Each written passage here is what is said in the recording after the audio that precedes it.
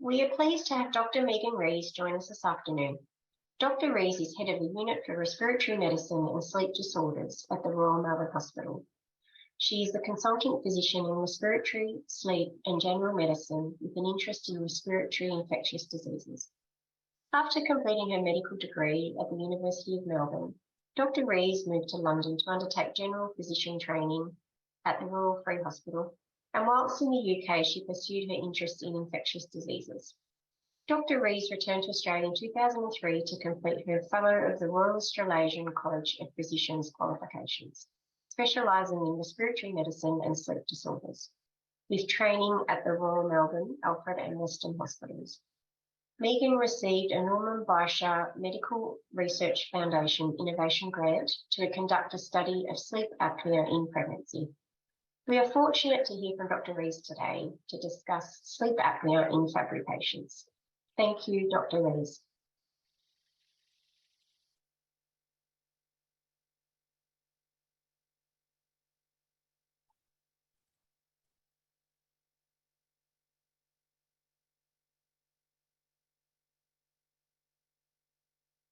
Good afternoon. My name is Dr. Megan Rees, and I'm the head of unit at the Royal Melbourne Hospital Respiratory Medicine and Sleep Disorders unit. And it's my pleasure to talk to you today about sleep disorders in Fabry's disease.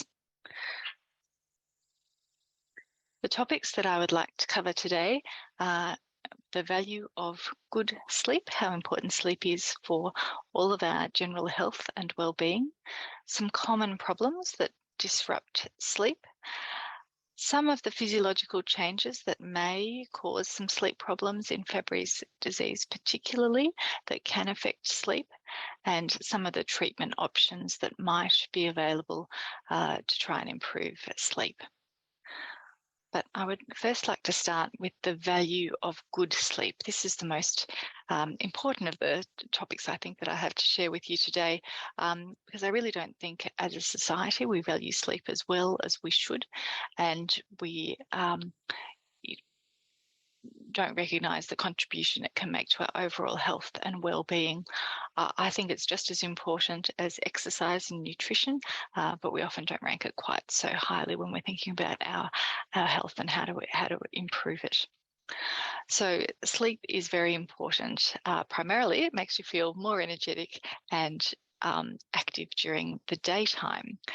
And this has been studied in a number of settings. I think we'll look at our own experience of having a poor night's sleep, making you feel tired the next day. But even people who feel that they've been well slept, such as elite sports teams, will often have a nap or a bit of additional sleep before an important game or match. And that just gives them a little bit more of an energy boost to drive them through the day. Sleep can be really important for maintaining weight control. And this may not be what you expected, but we certainly have a number of studies at different levels that have shown that good sleep really does help with weight control, and that poor sleep can lead to weight gain or difficulty in losing weight. Some of the strongest studies I think that show this have been done in animals. So there's been some mouse studies that have taken two groups of mice, given them exactly the same food, exactly the same exercise regimens, but sleep-deprived one group and allowed the other group to have a full normal night's sleep for those mammals. And the group that had sleep deprivation gained much more weight despite being on exactly the same diet. We don't fully understand all of the mechanisms that drive this. Certainly when you feel tired during the daytime, you're more likely to snack, particularly on sweet, high-calorie things to help you get a little bit more of an energy boost.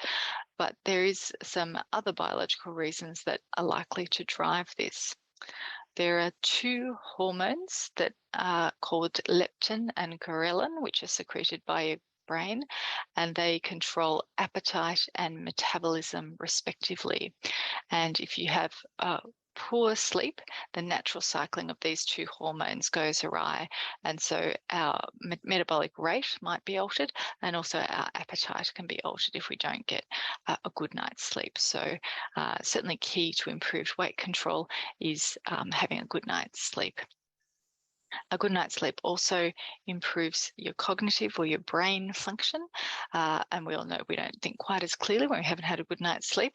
But good sleep is important for several components of brain function, in particular memory retention. So slow wave sleep, which we'll talk about a little bit later, is one of the deep levels of sleep, and that's where we take our recently acquired memories, what you've learned during that day, and put it down into long-term memory storage.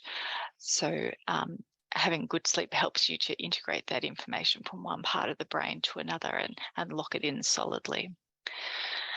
Having good sleep also is important for decision making and other executive functions. And we know that people who have poor sleep make poor decisions.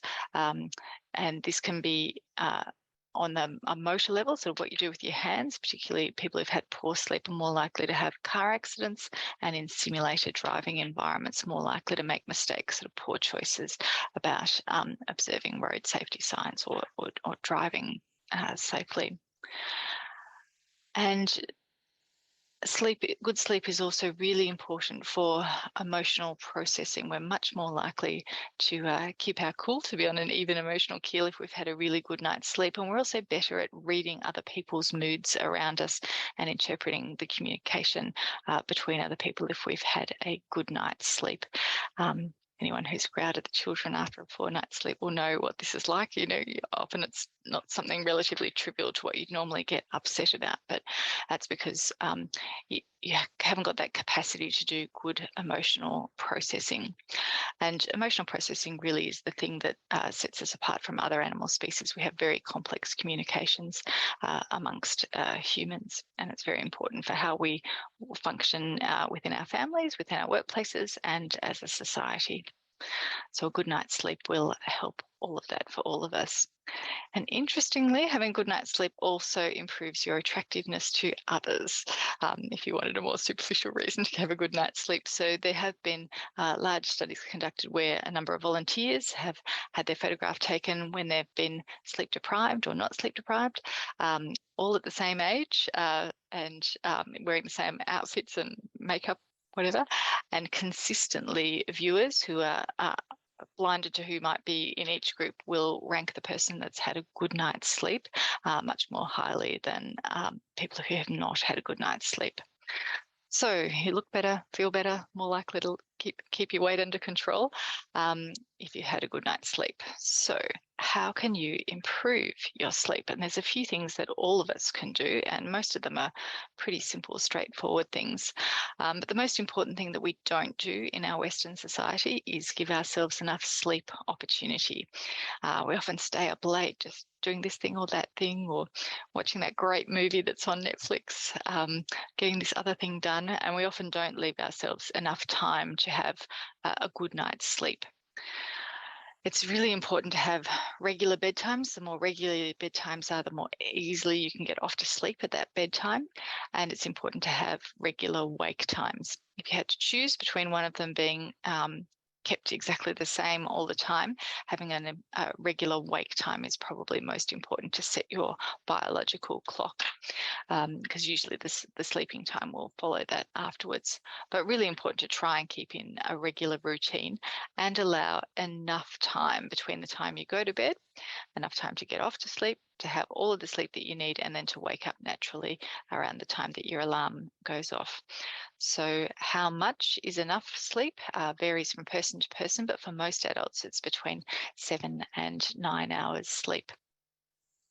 That does vary. There are some people who are short sleepers, but many of those do so at their own cost.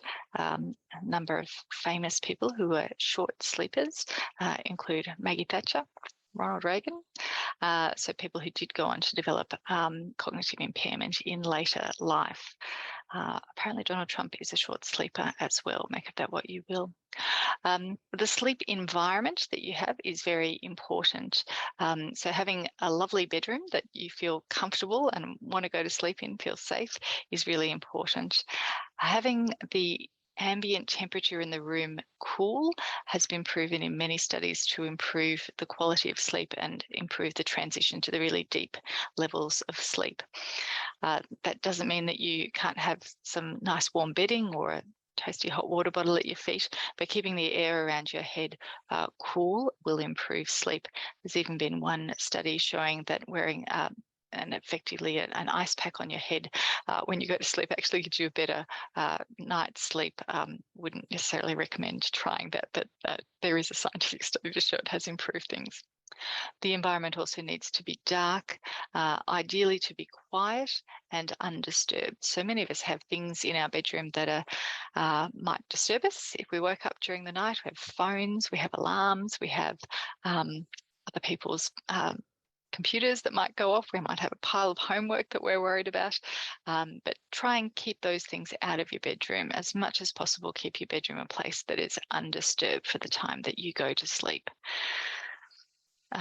And what we do during the day is really important for what happens at night time. So our awake behaviours are really important, and we'd strongly recommend regular, vigorous exercise in natural daylight on at least 5 days a week.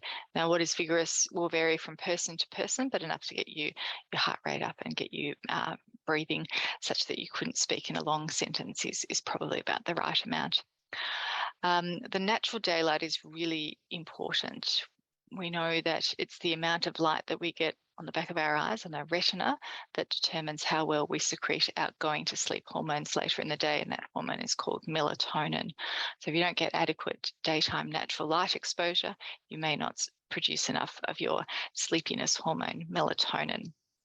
So I'd recommend people to do their exercise ideally in the morning, but if you have to do it in the afternoon, that's okay as well. But ideally in the morning, if you really want to set your biological clock up for the day, and to do that exercise without sunglasses so that you're getting a full amount of lux from the sun. You can wear sun protection, of course, in the form of hats, but it's just getting that natural light into your eye. And it's also really important to avoid screens before going to bed at night time. Screens are part of our lives. These days are almost unavoidable. It's very hard to clock off for the day without checking your phone for those last few emails or social media account. But this can be really disruptive to getting off to sleep. Social media in particular, because often it's quite specific. Somebody, a friend, sending you a message telling you some news that you may or may not have wanted to hear, asking for a response from you. Often it can be quite stimulating. But even if it's not something personal directed at you, like you're watching a movie, the light from screens can stimulate your retina and disrupt your melatonin secretion and getting off to sleep. And that's because screens secrete a blue light, and blue light is much more effective at waking us up than any other wavelengths in the spectrum.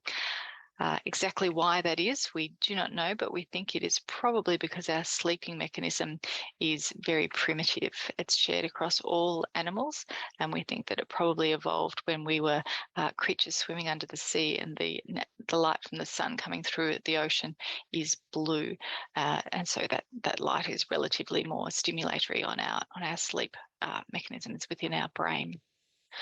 So trying to avoid screens in the period before bedtime, and again, how long must one avoid it, but something between half an hour and 2 hours before you go to sleep will usually help you get off to a good night's sleep.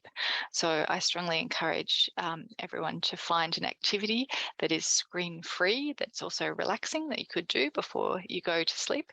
And that might be something practical like folding the washing, or might be something pleasant like painting your nails or reading a book or listening to music, but something that works for you to relax you, get you off to sleep, but not involve screens.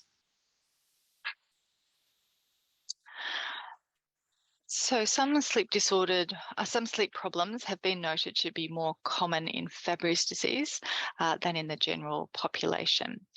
And I've listed here a number of studies, and you'll note that all of them have very small patient numbers, and in part that's because Fabry's is not a very common condition. But where we have done studies, it would appear that the rates of sleep problems may be higher than in the general community. The first study there was conducted at the Royal Melbourne Hospital by Talbot, Gary Hamish-Lake, Jeremy Golden, and in conjunction with Kathy Nichols. And we in 2016, 2017 took a number of patients who had Fabry's disease and did not necessarily have any sleep problems and did an overnight sleep study to see what their sleep was like.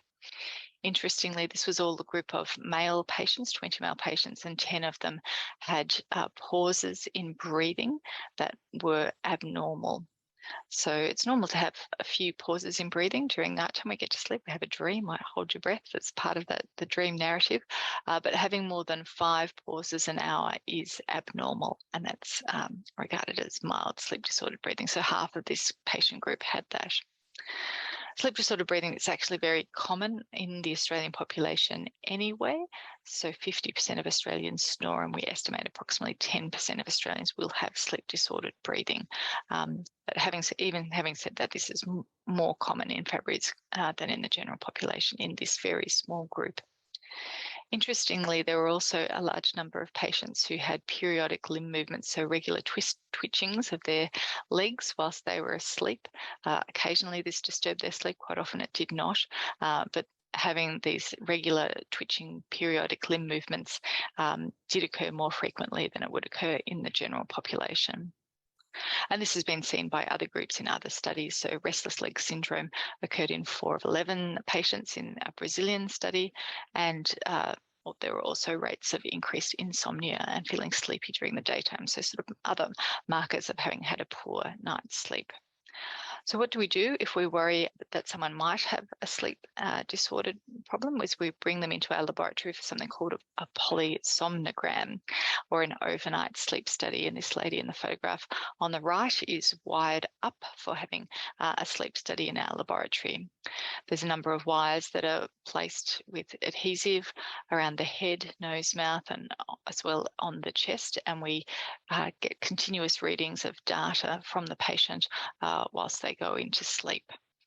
It doesn't look particularly comfortable, and it's not, but surprisingly most patients can actually get a good night's sleep, or at least enough hours of sleep for us to make a clear diagnosis of any sleep problems.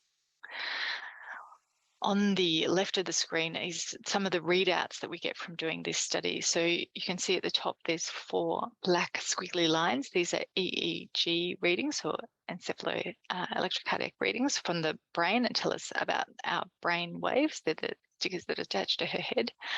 There's 2 blue lines there, which are readings of the eye activity.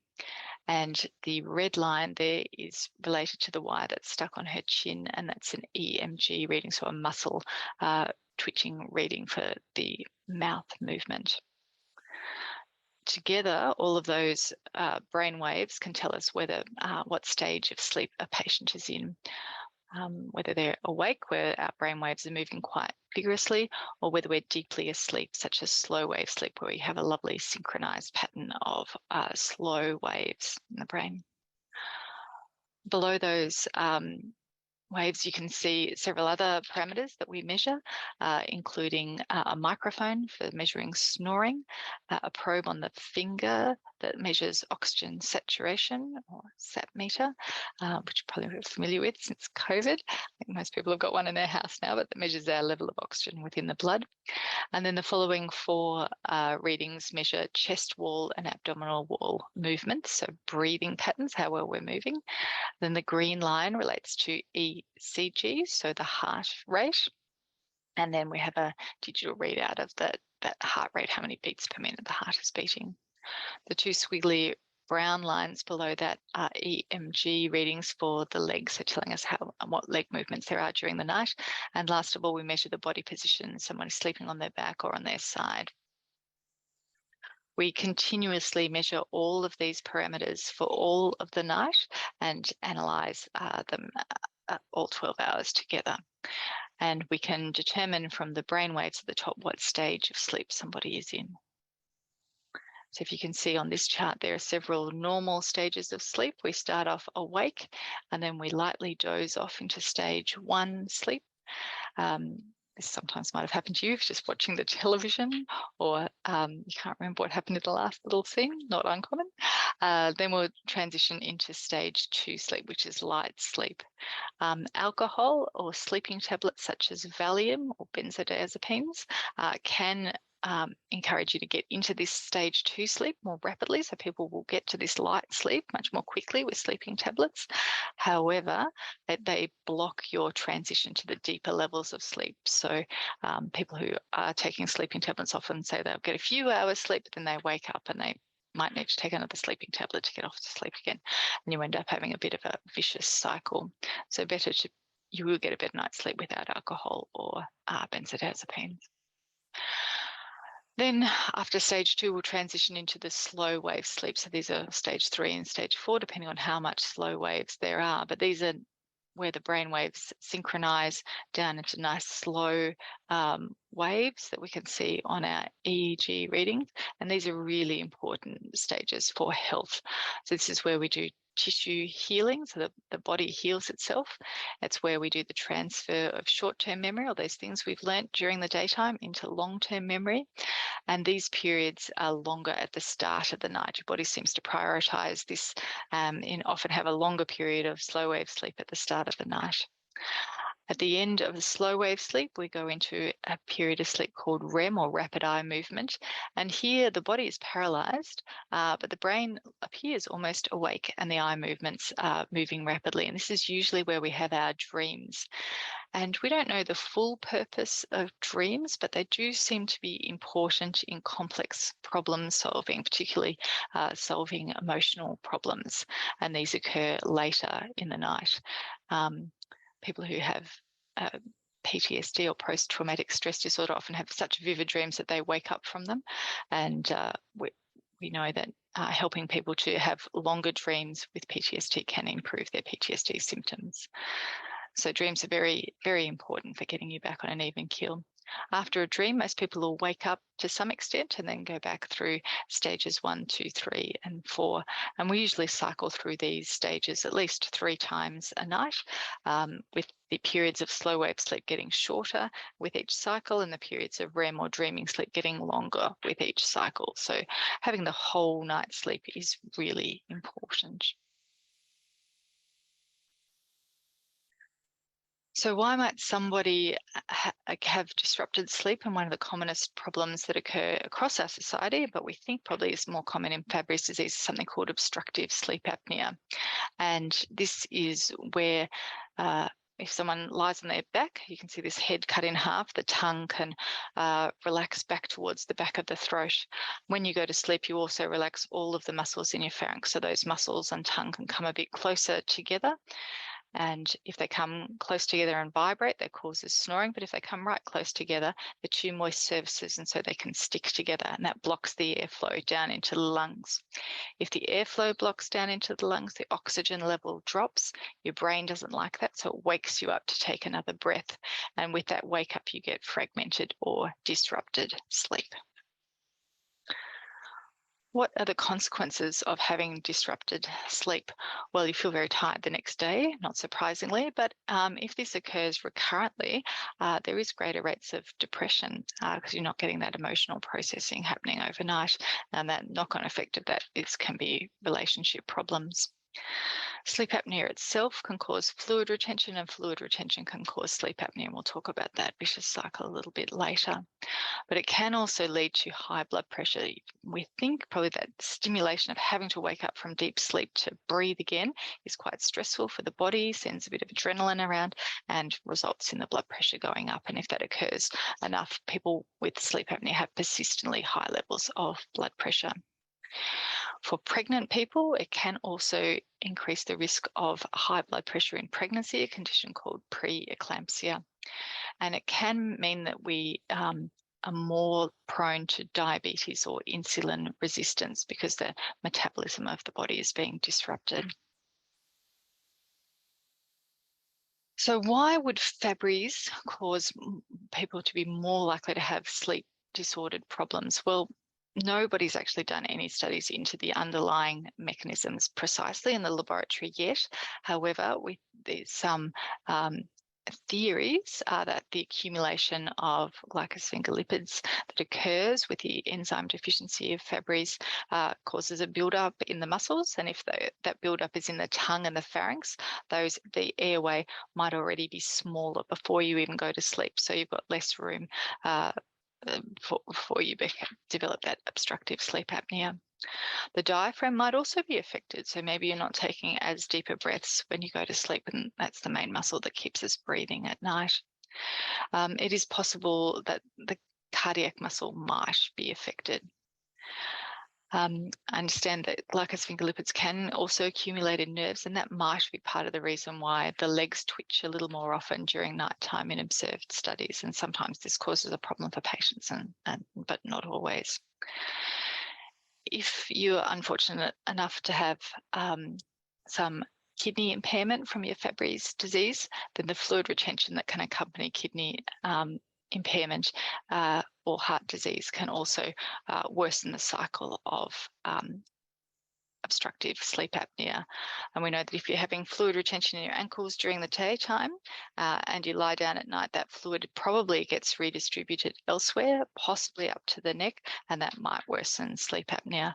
And this has only been demonstrated in heart failure, but this is a study that looked at the change in leg fluid volume, so how much somebody with ankle swelling increased or decreased their ankle swelling at the next morning compared to the night before. So did your fluid redistribute in your body? And those people were more likely to have more severe sleep apnea.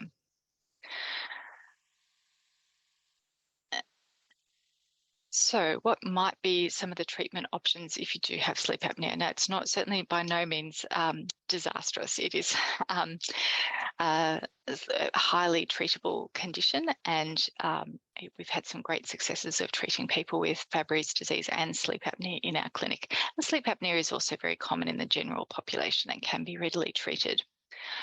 We think that enzyme therapy is going to be key, and there have been some small studies showing that enzyme therapy prevents any of this from happening, so it can reduce the symptoms of sleep apnea and the severity. So strongly encourage people to continue with those therapies. But if you do have sleep apnea, sometimes it needs special treatment. Sometimes it's so mild that it doesn't. Most people who have sleep apnea, it's often worse when they sleep on their back compared to on their side. So sometimes something as simple as a positional therapy to encourage you to sleep on your side is enough to improve the quality of your sleep, and you can sleep well without any other specific treatments. There are a few oral devices or mouthguard-like devices that can help to pull the bottom jaw forward and open up the airway at the back. So it's like sleeping with a mouthguard in, and they can be quite effective for some people. Many people often end up with CPAP therapy, or this is continuous positive airway pressure therapy. And this is a mask that you wear over your nose or nose and mouth that blows just a gentle amount of constant air down the back of the throat, keeping that tongue away from the back of the throat wall and keeping that airway open so that you can breathe deeply through the night and then get that really good night's sleep. There's no long-term side effects from wearing the CPAP device. It's just air, just room air, not even oxygen, but it can really be effective in treating sleep apnea. It's not very glamorous, but neither is snoring. So most bed partners, often of people who've got severe sleep apnea, are very happy for them to start on CPAP therapy. So in summary, poor sleep is very common in our community, and it can be multifactorial. And I think there's many simple things that we can all do to improve our sleep quality and to feel better during the daytime. Obstructive sleep apnea may occur more commonly in patients who have Fabry's disease, but we only have very small studies that show that that is the case. However, there are